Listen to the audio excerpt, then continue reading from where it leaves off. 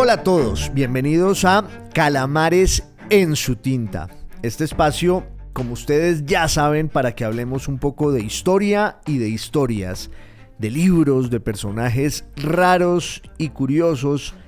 en fin. Érase una vez una princesa que salió al bosque y se sentó al lado de un arroyo de aguas cristalinas.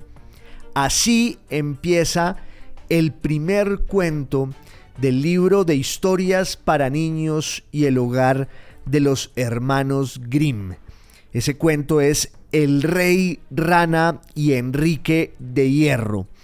Yo creo que todos aquí tenemos algún recuerdo, algún vínculo de afecto y de cariño y también de horror con los cuentos de los hermanos Grimm. Lo más probable es que ese afecto haya nacido de la serie japonesa en anime que se hizo en los años 80, entre 1987 y 89, si no estoy mal, y en la que en dibujos animados se recrean y escenifican esos cuentos de los célebres hermanos alemanes que durante décadas, por no decir que siglos, hicieron las delicias de los niños a la hora de dormir o ante el fuego. Los niños oyendo esos cuentos que todos nos sabemos casi de memoria. Caperucita Roja, Rapunzel, La Bella Durmiente, Blancanieves, El Gato con Botas, Pulgarcito. Si no es por la versión en anime o si no es por los libros, también tenemos el referente, el expediente de los clásicos de Disney que se inspiraron en esas historias que le pertenecen al folclore de muchos pueblos de Europa. Yo no sé si hoy en día los niños tengan conexión con esa tradición oral y literaria de los cuentos y las historias. De pronto tienen el sucedáneo de los celulares, de TikTok, de YouTube y todo lo que les va llegando por allí, las manualidades, las historias en las que contemporáneos suyos representan con muñecos otros cuentos que se quieren echar, que se quieren decir, que se quieren contar. Pero hasta hace unas décadas, y acaso mi generación sea la última heredera de esa tradición, pues sí había una presencia inequívoca de la literatura infantil en nuestras vidas. La literatura infantil que no es sino el trasunto de una cantidad de obsesiones, dramas, enseñanzas, reflexiones que los pueblos y las culturas han ido cultivando, atizando, albergando, soplando como si se tratara de una hoguera, porque eso es lo que es durante milenios. En últimas, el ser humano es un animal mítico. Decía Aristóteles que es un animal político. En ocasiones yo creo que se nos va la mano cuando pensamos en esa idea de que el ser humano es un animal político. A veces lo es demasiado, pero en esa medida es un animal racional. Pero también es un animal que está al acecho de cuentos e historias que lo sosieguen, que lo reconcilien con sus temores, con sus abismos, con sus fantasmas, con lo más profundo de su condición, que está siempre ávida de esas historias en las que la fantasía, la ficción, los mitos, pues van explicando el mundo en el que estamos y lo van haciendo soportable, comprensible, le dan un orden. Eso es el ser humano y durante toda nuestra historia hemos cultivado y hemos profesado la pasión fantástica. Somos animales que buscamos mitos. Dentro de esa hermosa tradición literaria, pues uno puede meterlo todo. La Ilíada y la Odisea, la Eneida, la Biblia, los cuentos del Oriente Profundo, ya sea los cuentos de la Mesopotamia o de Egipto, si pensamos en la antigüedad más remota, también los cuentos persas, los cuentos chinos, los cuentos indios, todo eso que de alguna manera fue sintetizado y destilado en ese prodigio que es Las Mil Noches y Una o Las Mil y Una Noches, que en últimas es la exaltación de esa práctica en la que nos aferramos a los cuentos y a las historias como un acto de fe,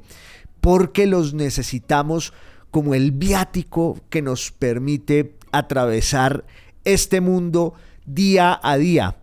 Y las mamás, desde que los niños se van incorporando al mundo, lo que hacen es iniciarlos en la vida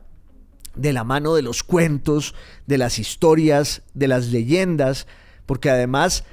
cada individuo que puebla el mundo es un detonante de historias, pero también su familia, su entorno y luego la sociedad a la que pertenece. Y eso es lo que esas literaturas nos regalan aún hoy. Cuando pensamos en esa tradición de las leyendas, los mitos, los cuentos que están sobre todo en el corazón de los niños o que solían estarlo, pues el nombre de los hermanos Grimm aparece allí siempre como el símbolo, como el emblema principal de esa devoción y de esa tradición y de esa cultura. Resulta que los hermanos Grimm pues tienen un lugar muy concreto en un momento de la historia europea que al final tiene muy poco que ver con la infancia y tiene muy poco que ver con esa especie de cariño natural hacia los niños, porque también existe el prejuicio de asociar la infancia con una serie de virtudes o de asociar a la infancia con una serie de virtudes que no siempre están presentes allí en ese momento de la vida. Asociamos a los niños con la inocencia, con la transparencia, con la sinceridad, cuando en realidad es quizás ese momento de la vida en el que hay una vocación más profunda hacia el engaño, hacia el fingimiento y hacia la posibilidad de engatusar al mundo con cuentos y relatos que sí se dan de manera silvestre y natural. Hay quienes creen que los hermanos Grimm eran dos viejitos bienhechores que adoraban a los niños. La realidad es que, por lo que sabemos en sus cartas, eran más bien escépticos a la hora de pensar en la infancia y también en algunos momentos tiranos y despóticos. Los hermanos Grimm nacen en Alemania en la década de los 80 del siglo XVIII. Jacobo, el mayor, nace en 1785 y su hermano Guillermo nace en 1786. Pertenecían a una familia burguesa de la Westfalia, en el centro de Alemania, una familia numerosa. Los hermanos Grimm en realidad fueron 9, 3 de ellos murieron siendo niños y los 6 que quedan allí pues van a constituir esta saga famosísima en la Europa del siglo XIX que incluye a los 2 grandes gramáticos y filólogos y lingüistas y escritores, Jacobo y Guillermo, que son los que hicieron esta recopilación de historias infantiles, y también unos hermanos que se dedicaban a otras cosas. Uno de ellos fue pintor y su hermana, que termina vinculada con las actividades de Guillermo y de Jacobo y que va a tener una relativa importancia en la vida política de ese electorado en el que nacen estos personajes que van a estar en un cruce de caminos muy importante y revelador, ya digo, de la vida política y cultural de Europa y de Occidente a finales del siglo XVIII y en el siglo XIX. ¿Por qué? Porque en el siglo XVIII pues había triunfado el espíritu de la Ilustración, el racionalismo. El siglo XVIII es eso que los italianos llamarían el 1700. Y en ese siglo hubo una especie de triunfo irrefutable de todas las ideas que habían surgido en Inglaterra, en Francia, en la propia Alemania, en torno al poder de la razón. Hubo como un desplazamiento de las creencias religiosas, de las supersticiones, por lo menos en el ámbito de las élites políticas, culturales, científicas, literarias. También es un momento de grandes viajes de exploración y de descubrimiento que van a prolongar lo que ya venía ocurriendo desde el siglo XV y desde el siglo XVI, pero en el siglo XVIII se impone esta idea de que la razón lo rige y lo determina todo. Y los grandes escritores, ensayistas, novelistas, pero también los historiadores, los científicos, tienen esa especie de fe renovada en las conquistas de la razón que van a servir para purgar a los pueblos de ese lastre del espíritu, de la superstición, de la religión y de las creencias populares que igual sobreviven en el fondo del alma de los pueblos, en los pliegues y en las grietas más profundos de la cultura popular. Sigue habiendo un temperamento que muchas veces excede los patrones tan arbitrarios de esa razón matemática, científica, aritmética, que también, por supuesto, se va a ir infiltrando en el discurso de la historia, en el discurso de las ideas políticas. Al final, eso va a contribuir a que haya un gran escepticismo frente a las instituciones tradicionales, que tienen que ver no solo con la iglesia y la religión, sino también con el poder político del antiguo régimen, que en sí mismo era un discurso religioso, el de las monarquías hereditarias y dinásticas que de alguna manera justificaban su poder y su autoridad por ese mandato divino y sagrado que fue guillotinado en el siglo XVIII. Por eso el siglo XVIII desemboca en 1789, poquísimos años después de que hubieran nacido los hermanos Jacobo y Guillermo Grimm, en la Revolución Francesa. La Revolución Francesa es el triunfo, pero al final también es el castigo de ese racionalismo enciclopedista e ilustrado que ha glorificado la ciencia. Piensen ustedes que en la Revolución Francesa, en la iglesia, en la catedral de Notre Dame, se va a desalojar a la iglesia católica y se va a constituir allí un templo a la diosa razón, lo que para muchos es una contradicción y una paradoja, y por supuesto lo era, porque de alguna manera ese racionalismo exacerbado terminaba engendrando una devoción religiosa que también va a tener una expresión política cuando los revolucionarios empiecen a utilizar la guillotina para desaparecer, para marginar a sus enemigos y también para castigar a los herederos de los privilegios de la nobleza y del antiguo régimen que están haciendo agua en nombre del surgimiento del liberalismo, de la república. Pero el terror fue el epílogo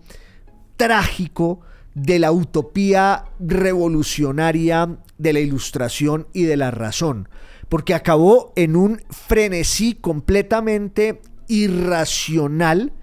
que hizo que en muchas partes, en la propia Francia, empezara a haber una especie de recelo crítico frente a ese discurso que se estaba volviendo opresivo y tiránico.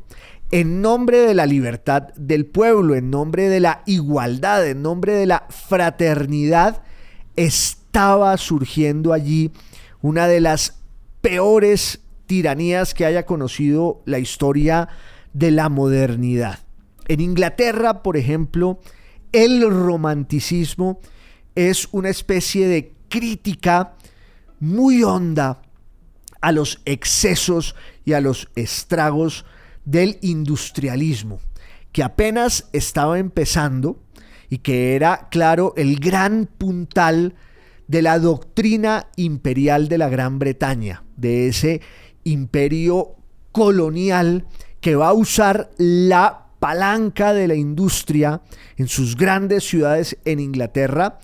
para darle una nueva dimensión al capitalismo. Inglaterra se inventa el capitalismo, pero al mismo tiempo hay allí en los arrabales de esa economía y de esa sociedad una cantidad de seres marginados a los cuales también les tiene que hablar la literatura, la poesía, el arte, para desde la sensibilidad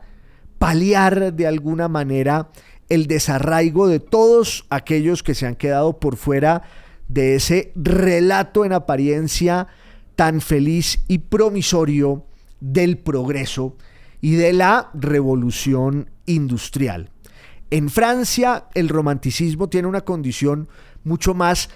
política e ideológica de la mano del conservatismo que se enfrenta a los excesos y a los estragos, primero de la revolución y luego del gran efecto, de la gran consecuencia de la Revolución Francesa, que es el surgimiento de Napoleón Bonaparte y del imperialismo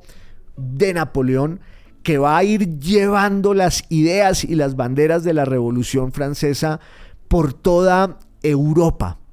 Y en toda Europa, de la mano del romanticismo, va a empezar a surgir también la idea de que el ser humano, el hombre, el individuo, no es esa abstracción cartesiana, aritmética, matemática, que postulaban los escritores y los científicos en el siglo de la Ilustración, en el siglo de las luces. Pensemos nomás en toda la arrogancia que puede haber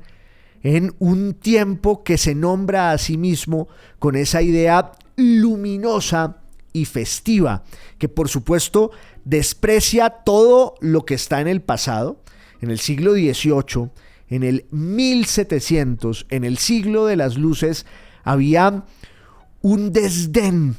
por lo que venía antes y sobre todo había una caricatura de la Edad Media asociada con la decadencia, con la superstición, con la ignorancia, con la pestilencia, mientras el ser humano en el siglo XVIII, sobre todo en las élites literarias, culturales y políticas, sentía que había llegado a la cima de los tiempos y que había cumplido todas las promesas de esa utopía de la razón que va prosperando desde el siglo XVII, desde el siglo XVIII, de la mano de grandísimos filósofos cuyos nombres pues casi todos se saben siempre de memoria, Pero eso también trajo como una suerte de borrachera, un guayabo, una resaca, dicen los españoles, de esa embriaguez racionalista que fue engendrando esos monstruos, como diría Goya, en Inglaterra con el industrialismo, en Francia con la revolución, el terror, y luego con el surgimiento de Napoleón Bonaparte y sus ejércitos, que esos iban a ser un estímulo adicional para el espíritu romántico por la exaltación que había allí de la juventud y de la desmesura como el destino natural de todos aquellos que antes no tenían lugar en el mundo y que ahora habían encontrado la expresión más alta y más noble de la vida en esos ejércitos que iban por toda Europa sembrando las banderas de la Revolución Francesa. Lo que pasa es que ahí había una trampa, porque ese ejército que va sembrando las semillas de la revolución y del liberalismo, al mismo tiempo carga consigo el proyecto de un imperio que va a ser el reemplazo de las grandes monarquías dinásticas de la vieja Europa, pero con sus mismos moldes, con sus mismas formas, porque eso es lo que en últimas hace Napoleón Bonaparte. Ocuparse, o más bien adueñarse del viejo cascarón monárquico de Europa para sentar allí a todos esos advenedizos heroicos y épicos que lo acompañaron en su ascenso, en su carrera hacia la cima del poder y de la gloria. Para empezar, su propia familia, pero también esos soldados de fortuna a los que él luego les fue dando todas las coronas de Europa, y eso también produjo un gran estremecimiento político que va a empezar, por ejemplo, en España. Casi nunca pensamos en lo importante que es España en el surgimiento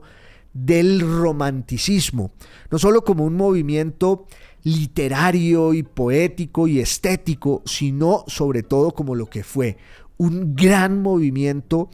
cultural en el que los pueblos se dieron cuenta de que había allí unos rasgos históricos que los definían y que iban más allá,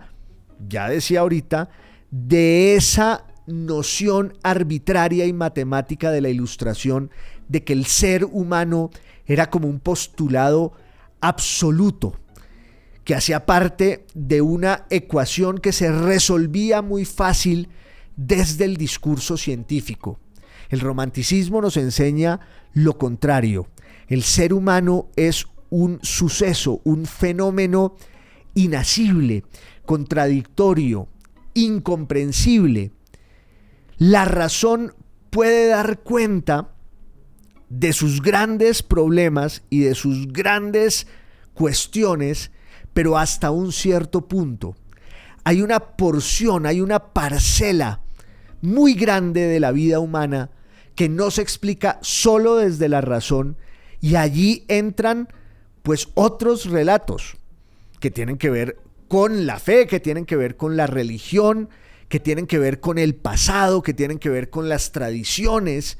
y eso es lo que de alguna manera va suscitando esta idea de la expansión napoleónica, ante la cual muchos pueblos van reaccionando. Para empezar, España, que entre 1807 y 1808 tiene que hacerle frente a la invasión napoleónica, a la presencia en su suelo del ejército más poderoso y más grande de la tierra, ante el cual los españoles, como lo hemos visto ya en otras salidas aquí en Calamares, en su tinta, pues se rebelan. Hay una insurrección colectiva en la que se le da un nuevo sentido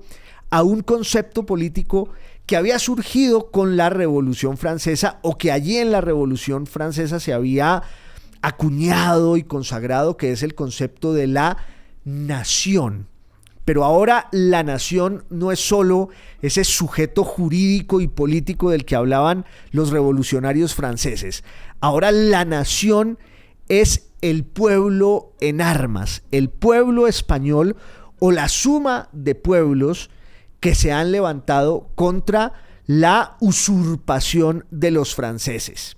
Y eso pues va a replicarse en muchas otras partes, porque el ejército napoleónico va también hacia el oriente y empieza a desmantelar instituciones políticas sacrosantas, venerables y milenarias. Por ejemplo, el Sacro Imperio Romano Germánico se acaba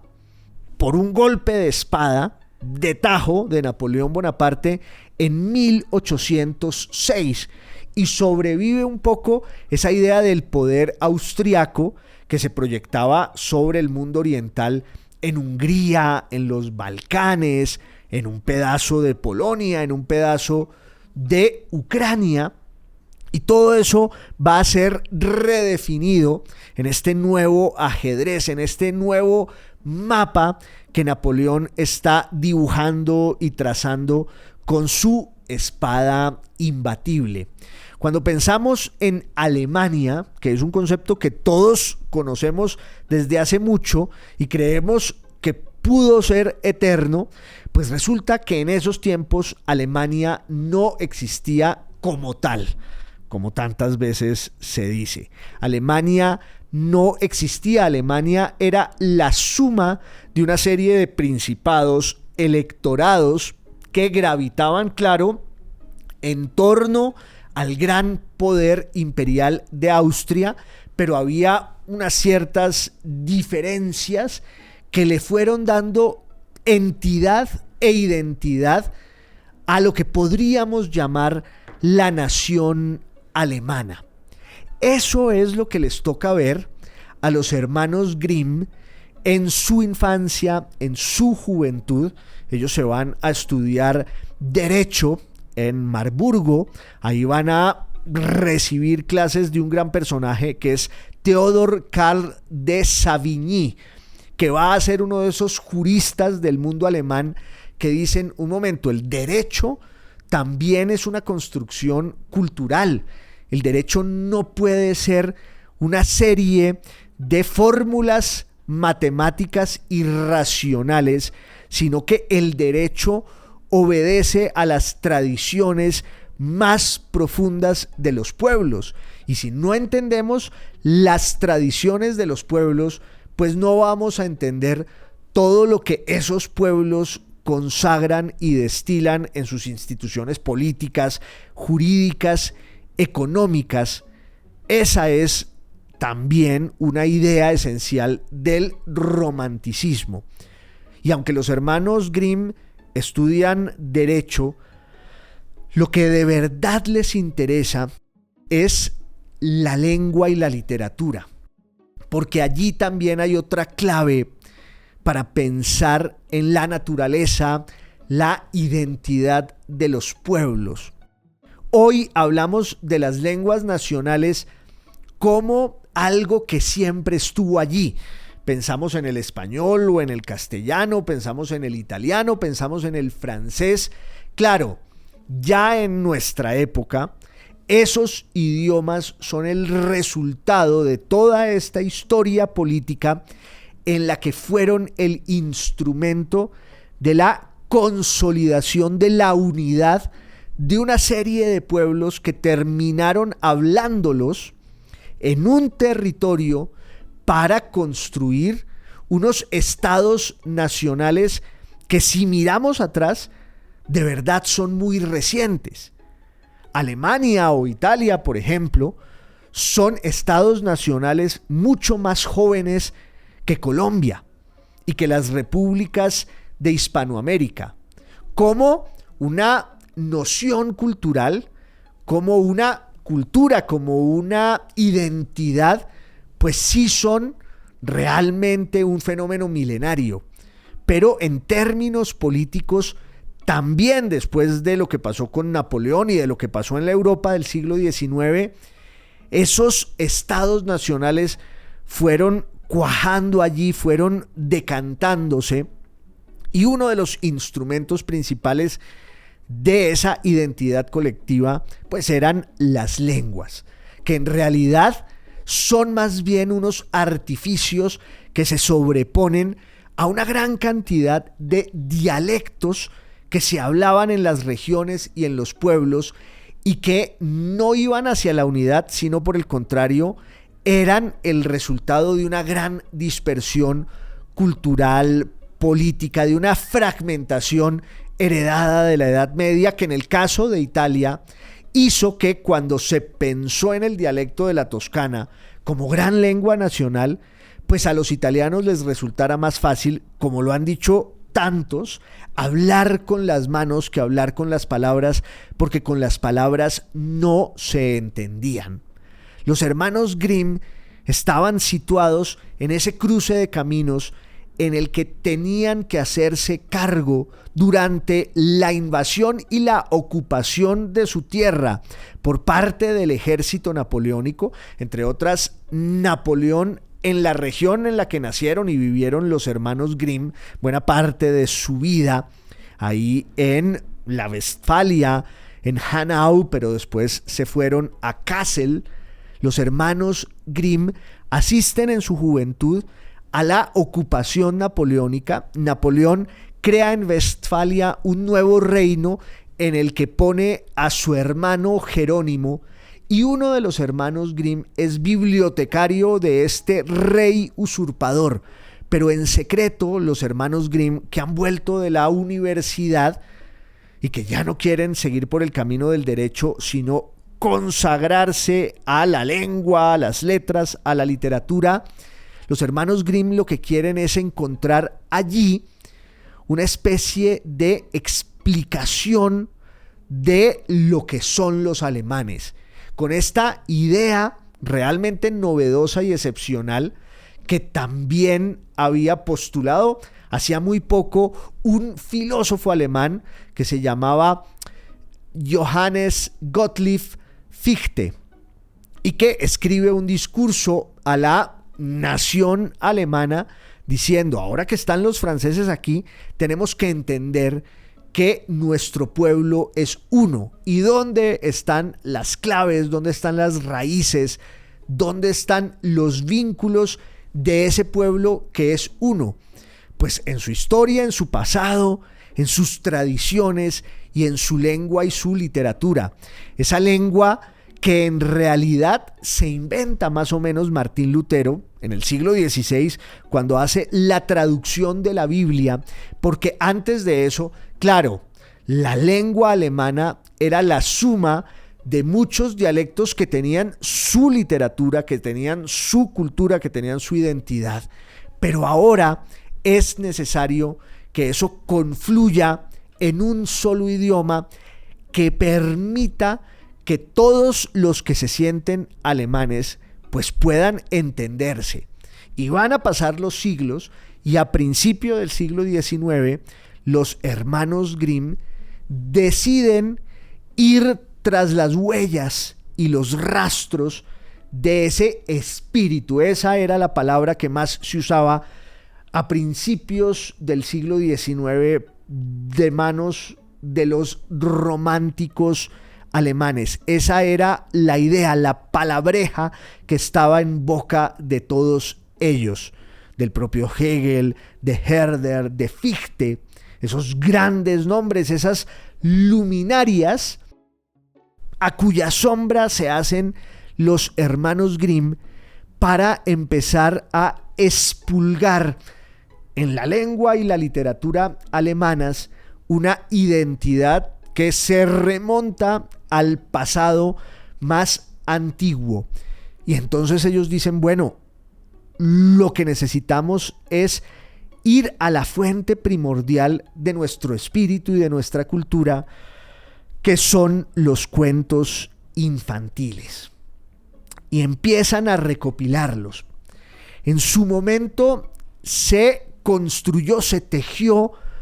una versión épica de cómo los hermanos Grimm entre 1807 y 1811 hacen esa recopilación monumental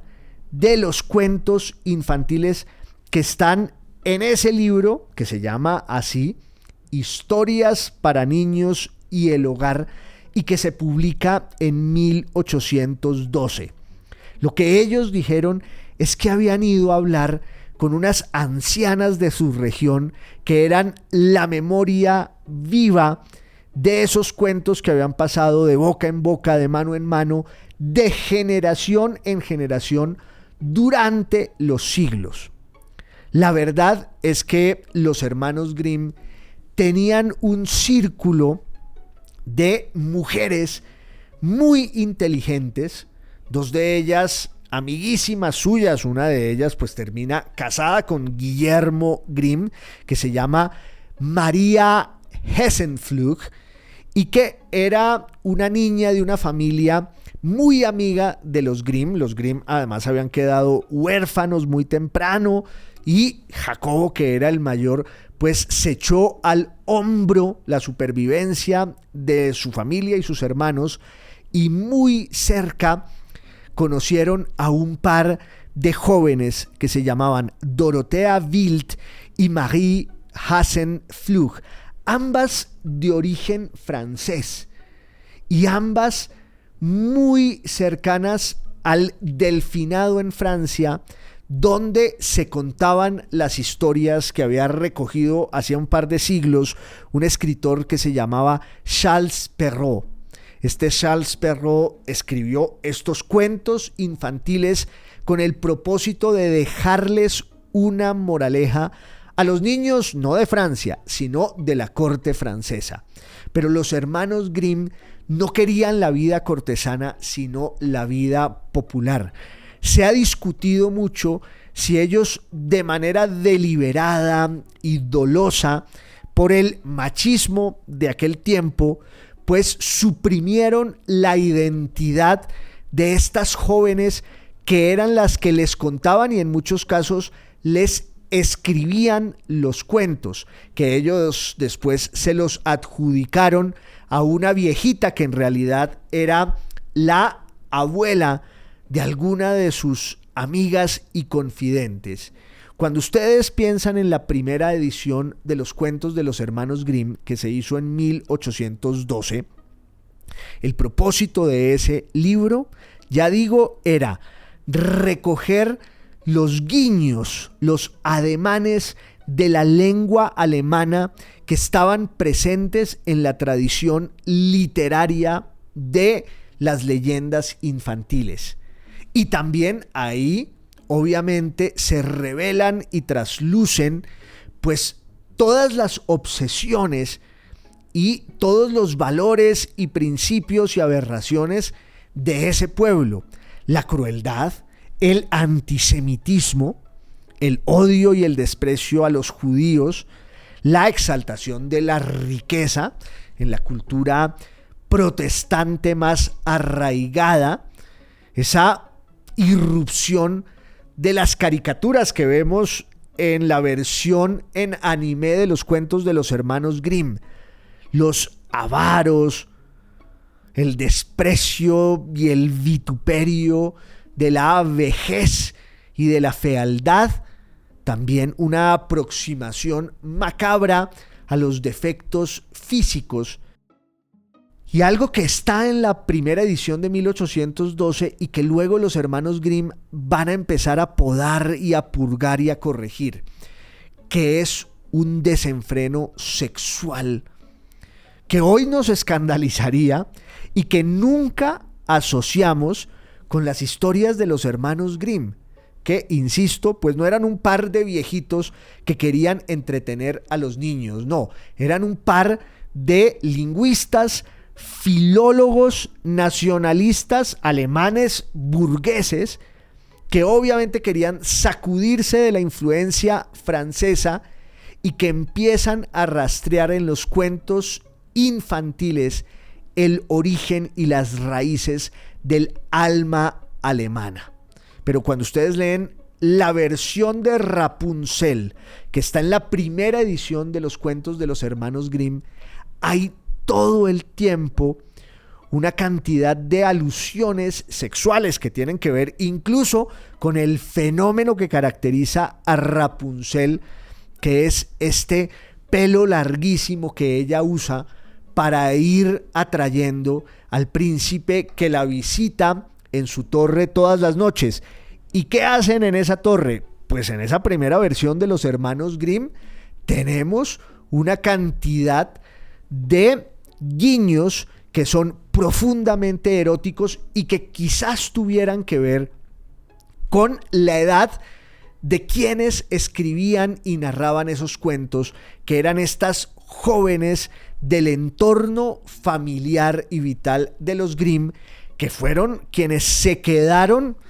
con la gloria y la fama y que fueron quienes asociaron para siempre a su nombre esa recopilación de cuentos que no tuvo ningún impacto al principio en Alemania, y eso también es muy interesante, y que solo en la década de los 20 y de los 30 empiezan a publicarse unas antologías de los cuentos alemanes de los hermanos Grimm en Inglaterra. Ahí van a ser ilustrados, van a ser despojados de todas las notas que hacían los hermanos Grimm y que tenían más bien una condición científica, filológica, y ahí sí los niños empiezan a leer esos cuentos que van a empezar a venderse y a editarse y a traducirse en todos los idiomas, que es también lo que va a pasar con un contemporáneo de los hermanos Grimm, que es Hans Christian Andersen, que viene del mundo nórdico y que él también recoge esos cuentos y con un trasfondo siempre político que tiene que ver con la exaltación de la unidad de esos pueblos a los que estos lingüistas y filólogos les están hablando. Luego los hermanos Grimm pues van a rebelarse contra el orden jerárquico de los principados y electorados y las pequeñas monarquías de Alemania. Ellos van a ser voceros de ese gran proyecto burgués y liberal que luego va a asociarse con la insatisfacción popular en las revoluciones del año 48, en 1848. Pero entre 1830 y 1848, pues hay un fermento sedicioso y revolucionario en toda Europa, pero luego ya los hermanos Grimm pues van a consagrarse como grandes académicos en la Universidad de Gotinga, van a ser los fundadores de la lingüística germánica, de la filología. Uno de ellos, Jacob Grimm, va a postular una serie de ideas sobre la estructura misma de la lengua alemana, con esta obsesión de que hay unas familias lingüísticas como la familia de las lenguas indoeuropeas o arias, las lenguas semíticas, que además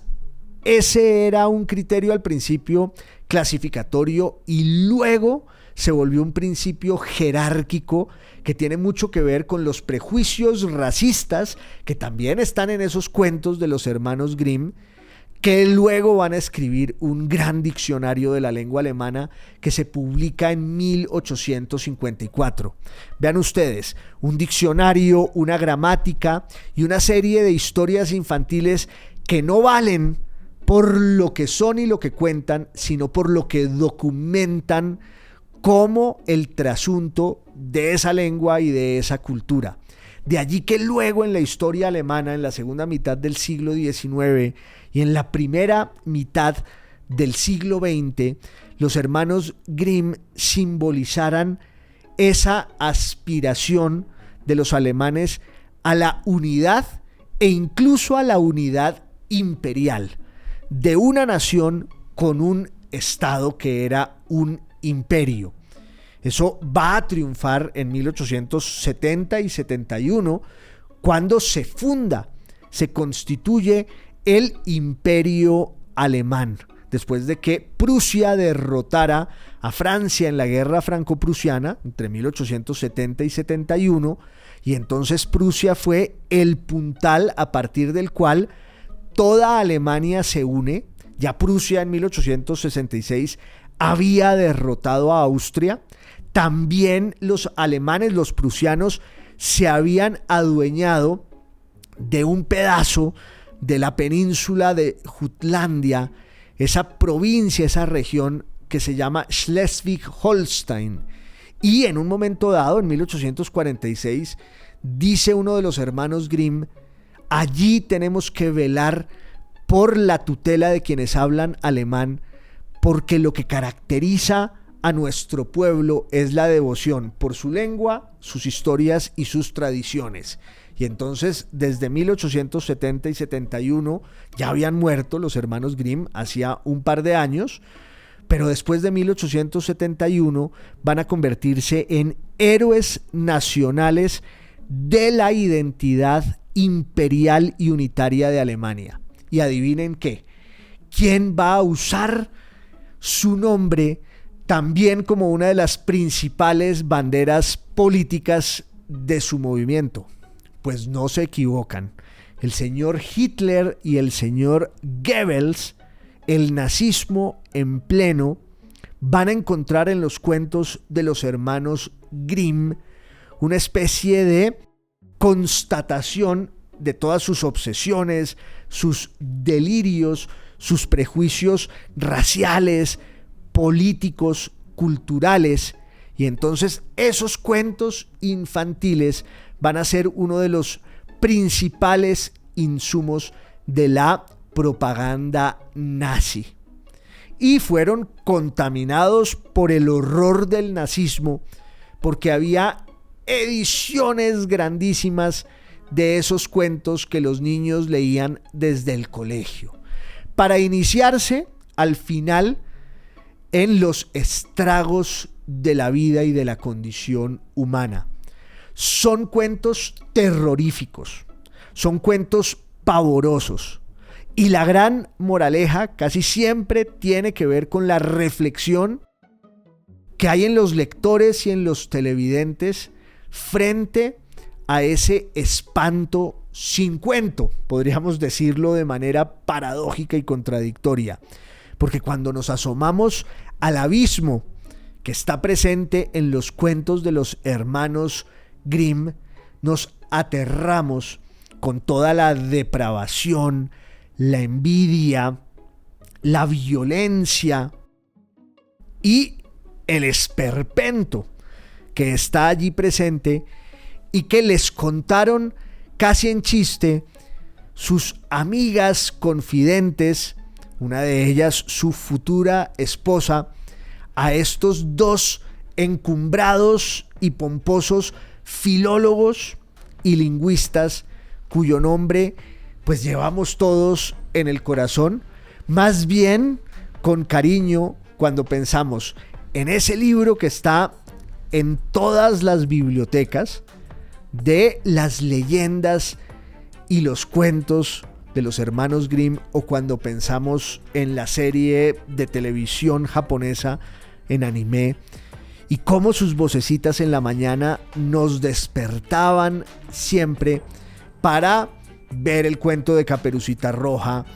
el de todos estos personajes que ya mencionamos, Blancanieves, la Bella Durmiente, la Princesa y el Sapo. Al final todo termina siendo un proyecto político. De ellos quería hablar, de los hermanos Grimm, en esta salida de Calamares en su tinta, que ustedes saben que es podcast, video podcast y radio. Un abrazo a todos y hasta la próxima.